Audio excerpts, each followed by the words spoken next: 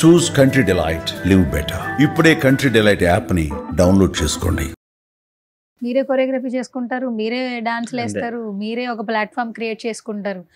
ఈ థింకింగ్ కూడా ఉండాలి కదా. ఇప్పుడైతే నువ్వు ఆటో నడుపుతున్నావా? ఎంత వస్తుంది అన్న నెలకి ఆటో నడిపితే? నెలలెక్కలు వేసుకుంటే ఇప్పుడు అది కాకుండా గవర్నమెంట్ ఫ్రీ బస్సు వదిలేసి అది కూడా ఒకరోజు ఉంటుంది, ఒకరోజు ఉండదు. అది ఫ్రీ బస్సు వదిలేసి అది కూడా లాస్. అది కూడా దాని మీద ఆధారపడితే అది కూడా లాస్.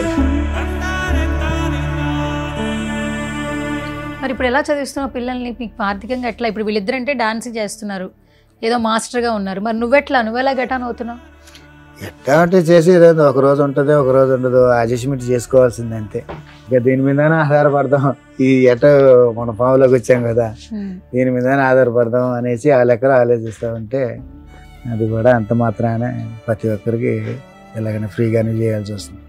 ప్రతి ఎవరు గుర్తి ఇట్లా బాగా చేస్తున్నారు ఏంది మీ సమస్య ఏంటి అని ఒక్కరు కూడా ఇలా అడిగే వాళ్ళే లేరు. ఇద్దరు వచ్చేటప్పుడు బాధను చూసి నేను ముందుగానే చెప్పాను, ఇట్లాంటి పరిస్థితిలో పోవడం అవసరమా, మన దగ్గర ఛార్జీలు కూడా డబ్బులు లేవు అంటే వీళ్ళు లేదు మాస్టర్ ఫస్ట్ అవకాశం వదులుకోకూడదు, ఎక్కడైనా తీసుకునైనా పోదాం. సరే మీ ఆశ నేను ఎందుకు కాదని మళ్ళీ నేను చెప్తే బాగోదు కదా, మీ మాట నేను ఎప్పుడు కాదని లేదు, సరే మీరు అనుకున్న ప్రకారమే మనం పోదాం అనేసి. సూపర్. అసలు నేను ఇంటర్వ్యూ అడిగినప్పుడు కూడా ఎంత చక్కగా మాట్లాడారు బ్రో మీరు. అసలు నాకు ఇన్ని అని తెలీదు, లేదంటే ముందు నుంచి ఎంత నవ్వుతూ నేను అసలు మాట్లాడేదాన్ని. అదంతా మర్చిపోతా చేస్తానే ఉంటా. అదంతా మనసులో పెట్టుకుంటే కష్టాలు ఉంటాయి.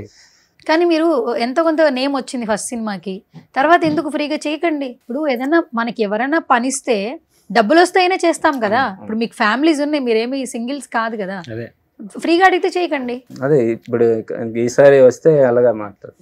ఇప్పుడు ఈ షో కూడా ఫ్రీయేనా? ఇప్పుడు ఇది శ్రీదేవి అది కూడా అంటే ఇచ్చారు తక్కువ, అంటే ఇంకా అది మనకి సరిపోనంత అలా ఇచ్చారు ఫస్ట్ టైం కాబట్టి. ఖర్చులు మొత్తం వాళ్ళే చూసుకో, ఇంకా ఫుడ్, మనం ట్రావెల్స్ ఖర్చు, రూమ్ రెంట్ అలాంటి వరకు అంటే మనం ఇక్కడ వరకు రాబలేదు కదా, అక్కడే చూసుకోవచ్చు. కానీ అవకాశాలు వదులుకోకూడదని వస్తున్నాం అంతే.